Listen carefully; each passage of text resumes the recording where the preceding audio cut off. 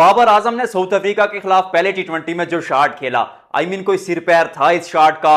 और बाबर आजम जैसा technically strong खिलाड़ी पिच को देखे बिना, कंडीशंस को एसेस किए बिना इस तरह का शॉट खेल सकता है। माइक हैसन साहब, हाथ जोड़ता हूं आपके सामने। उस इंटेंट के नाम पर ये सर पर कफन बांधकर बल्लेबाजी करवाना बंद करें खिलाड़ियों से।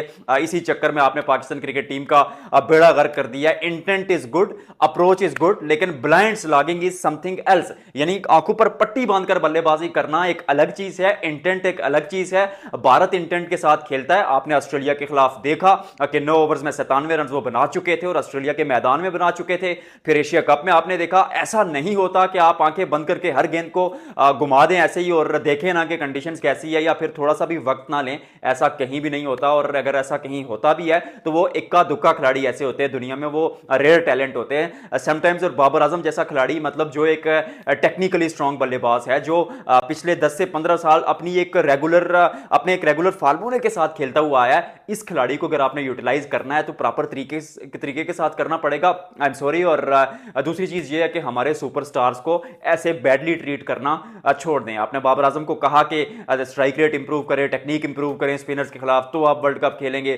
फिर रिजवान को आपने ये बहाना बनाकर जो है ना टीम से ड्रॉप कर दिया कि ये इस्लामी आदमी है, रिलीजियस आदमी है। सच बता रहा हूं आपको और आपसे रिक्वेस्ट करता हूं कि हमारे जो सुपरस्टार्स हैं इनको ऐसे ट्रीट मत करें। एक दफा फिर आज बात करेंगे बाबर रिजवान वर्सेस पीसीबी। और पीसीबी में जो बड़ा आदमी है, हमेशा पूछता हूं कौन है वो, क्यों नहीं बताते आप लोग?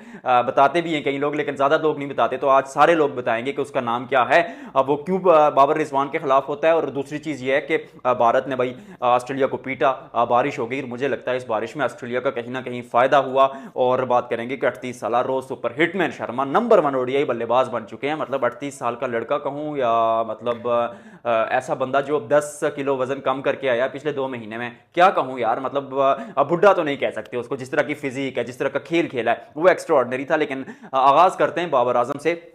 ऑनेस्टली स्पीकिंग, बाबर आजम ने जिस तरह शॉट खेला, उनका सर कहीं, उनके पैर कहीं, कहीं की गेंद को कहीं मारने की कोशिश, गेंद सीधा ऊपर गई और बाबर आजम चलते बने। पिंडी का मैदान भरा था, खचाखच भरा था अपने हीरो को अपने मैदान पर देखने के लिए, लेकिन बाबर आजम ने वहां पर मायूस किया।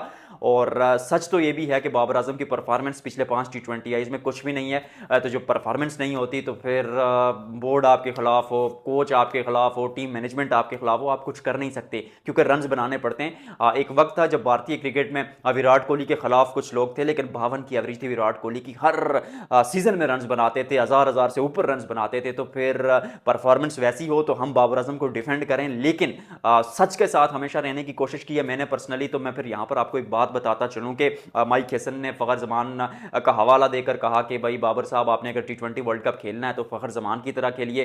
कल की वीडियो में बता चुका हूं कि फखर जमान की तरह कैसे खेलें। 131 का स्ट्राइक रेट है फखर जमान का, नथिंग अगेंस्ट फखर जमान, अच्छे बल्लेबाज है, 23 की एवरेज से टी20 में खेलते हैं। और फखर जमान जैसा जो बल्लेबाज होता है, मुझे पर्सनली लगता है कि 10 में से अगर वो 7 मैचेस में फेल होता है और 3 मैचेस में कामयाब होता है तो वो अनऑर्थोडॉक्स खिलाड़ी है। अपने दिन शायद फाइनल में चल जाए, शायद सेमीफाइनल में या किसी बड़े मैच में चल जाए तो मुकाबला जिता सकते हैं।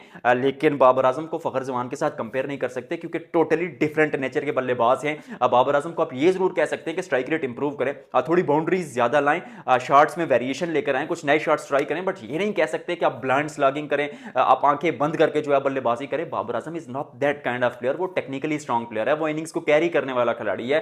वो आपका एक ऐसा खिलाड़ी है कि अगर आपके 20 पर 3 खिलाड़ी आउट हो जाते हैं तो आपकी इनिंग्स को सहारा दे सकता है। और इस तरह का खिलाड़ी, मतलब once in a generational talent, उसको आप ये कह रहे हैं कि आंखों पर पट्टी बांधी है, जहां की गेंद आती है उसी तरफ खेलिए, या फिर लेग स्टंप की गेंद को ऑफ स्टंप पे बना के खेलिए। ये मतलब आई am not a technically coach, मैं मतलब कोच तो नहीं हूं, लेकिन फिर भी मुझे देख के समझ आ रही है कि यार बाबर आजम का सर कहीं जा रहा है, बॉडी उसकी पीछे हुई है, पाँव उसके कहीं जा रहे हैं। मतलब वो जो क्या कहते हैं वेट शिफ्टिंग है बाबर आजम की, वो इतनी कमजोर है। मुझ जैसा आदमी जो कोच नहीं है, I am a sports journalist, I am a sports anchor, मैं स्पोर्ट्स की उन पॉइंट्स पर बात कर सकता हूं कि कहां पाकिस्तान से गलती हुई, कहां बेहतरी कर सकता है। बट वो जो गेम सामने नजर आ रही है वो कोच बता सकता है। लेकिन ये एक ऐसा शॉट था जो पूरी दुनिया ने देखा और कहा कि ये कर क्या रहा बाबर आजम, उसके पीछे माइक हैसन साहब का हाथ है। और बाबर और रिजवान क्योंकि बैटिंग कंपनीज के खिलाफ थे, वो चाहते थे कि हमारी शर्ट्स पर बैटिंग कंपनीज के लोगोज ना लगे, जिसके बाद पीसीबी उस वक्त, अभी नहीं, उस वक्त खिलाफ हो गई थी बाबर और रिजवान के साथ, और फिर दो धड़े बन गए और उन्होंने धीरे धीरे बाबर आजम और रिजवान को साइडलाइन कर दिया। आप डिटेल में इस पर वीडियो बना चुका हूं, याद होगा आपको जब मैंने कहा था कि बाबर रिजवान शायद टी20 टीम में ना रहे, रिजवान तो चले गए, बाबर टी20 टीम में आए, लेकिन इसलिए आए क्योंकि पीआर प्रेशर बाबर आजम की पीआर कंपनीज का। I am not saying that कि बाबर आजम उनको पैसे देते हैं, लेकिन they are the fans of Babar Azam, और मोहब्बत एक ऐसी चीज़ होती है जिसमें वो पैसे या वो फिर पीआर शीआर सब कुछ खत्म हो जाता है। मोहब्बत में आप बहुत चीज़ें कर जाते हैं, कहते हैं मोहब्बत और जंग में सब जायज़ होता है, तो बाबर टी20 टीम में आ गए, लेकिन अगर यही चलता रहा और बाबर आजम परफॉर्म नहीं कर पाए तो फिर शायद टीम में ना रहे। और सच कहूं तो बाबर और रिजवान की पिछले 1.5 साल में परफॉर्मेंस भी तो नहीं है यार, और परफॉर्मेंस नहीं होती तो फिर टीम में रहना मुश्किल हो जाता है। मानना पड़ेगा आपको, रिजवान को इसलिए कैप्टनसी से हटाया गया क्योंकि वो एक इस्लामी आदमी है, इस्लाम की बातें करते थे, मजहबी बातें करते थे, रिलीजियस आदमी थे। आपका गोरा कोच, उसको ये चीज़ें पसंद नहीं थी, उसने कहा रिजवान को हटाया जाए। फिर उसके बाद दूसरी जो बड़ी वजूहत थी कि भाई ये इंटरनेशनल फोरम्स पर अगर हमने अपना कप्तान बनाना तो वो सेकुलर टाइप का या एक इंडिपेंडेंट कप्तान बनाया जाए। वो फ़लस्तीन के हक में बोले थे something like that things Babar Rizwan usually do on the field. तो मतलब ऐसी चीज़ें करते हैं फील्ड पर जो एक ऐसा आदमी जो पाकिस्तान को रिप्रेजेंट करे इंटरनेशनल लेवल पर, ऐसे आदमी को नहीं करना चाहिए, ये पीसीबी का मानना था। और तीसरी जो बड़ी वजह थी वो बैटिंग कंपनीज की थी, जो ऑलरेडी मैं बता चुका हूं। अब बात करते हैं भारत के उस मुकाबले की। शुभमन गिल रन्स बनाते हैं, गिल के रन्स बनाना बहुत ज़रूरी था क्योंकि ओडीआई सीरीज़ में रन्स बने नहीं थे, बतौर कप्तान ओडीआई सीरीज़ में आए हैं, उम्मीद की जा रही थी कि रन्स बनाएंगे, पर रन्स बनाए नहीं। और ओडीआई सीरीज़ एक ऐसी सीरीज़ थी जिसका आगाज़ जो है ना वो थोड़ा सा ड्रामाई अंदाज में हुआ था, लेकिन जैसा एंड आप चाहते थे वो करण जौहर की मूवीज़ की तरह वहाँ पर एंड हुआ। रोहित शर्मा ने रन्स बनाए, विराट कोहली ने रन्स बनाए, वो एक विंटेज जो एक फिनिश आपको चाहिए था वो आपको मिला। और फिर जैसा वो साइन ऑफ सिडनी के मैदान पर हुआ, विराट कोहली रोहित शर्मा बहुत दोनों का किला रहा ऑस्ट्रेलिया, और बहुत ज़्यादा डोमिनेट किया इन मैदानों पर। तो जब वो गए तो एक हाई नोट के साथ गए, विच वाज फाइन। लेकिन टी20 में आपने कहा था कि भाई हमने जीतना है क्योंकि 2026 का वर्ल्ड कप सामने, और पिछला जो आपने टूर्नामेंट खेला एशिया कप, वो टी20 फॉर्मेट में जो बड़ा टूर्नामेंट खेला वो एशिया कप खेला, वहां पर आप 3-3 4-4 स्पिनर्स खिला रहे थे, एक ही तेज गेंदबाज के पास जा रहे थे। लेकिन जब आप ऑस्ट्रेलिया में आए तो वहां पर आपको 3-3 गेंदबाज जरूरत पड़े, लेकिन आज बारिश हो गई तो फिर गेंदबाजी का वो टाइम नहीं आया। लेकिन शुभमन गिल ने रन बनाए, विच इज़ फाइन, क्योंकि वर्ल्ड कप से पहले आपको अपना वाइस कैप्टन जो है वो फॉर्म में चाहिए। और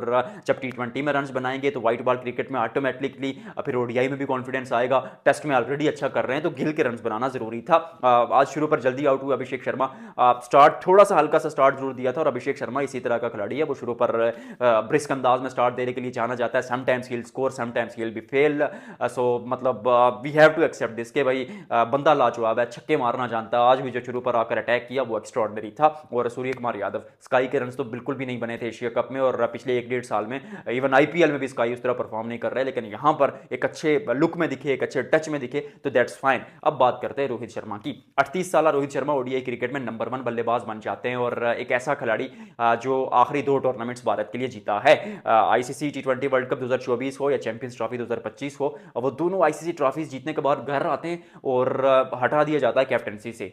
आई मीन एक ऐसा बंदा, जस्ट इमेजिन पाकिस्तान में सोचिए कि एक बंदा ट्रॉफी जीत कर आया और उसको हटा दिया जाए, मतलब हो सकता है ऐसा? नहीं हो सकता, कहीं भी नहीं होता। भारत में हुआ, रोहित शर्मा को हटाया गया, ट्रोल किया गया कि भाई फिटनेस नहीं है, अब बुढ़े हो गए, अब गेम उस तरह की नहीं रही, रिटायर हो जाना चाहिए। लेकिन रोहित शर्मा जिम में गए, मेहनत की, 10 से 11 किलो वजन कम किया, वापस आया ऑस्ट्रेलिया के खिलाफ, दूसरे मुकाबले में 70 ऑड रन बनाए, और फिर फाइनल में, फाइनल तो नहीं था खैर लेकिन आखिरी मुकाबला था, वहां पर सेंचुरी स्कोर की और नंबर 1 ओडीआई बैटर बन जाते हैं। वटा स्टोरी ने यार। और 2027 का वर्ल्ड कप, रोहित शर्मा और विराट कोहली रोको खेलेंगे, रोको को रोक के दिखाओ, और इस वीडियो को लाइक करके दिखाओ। मिलते हैं आपसे अगले व्लॉग में।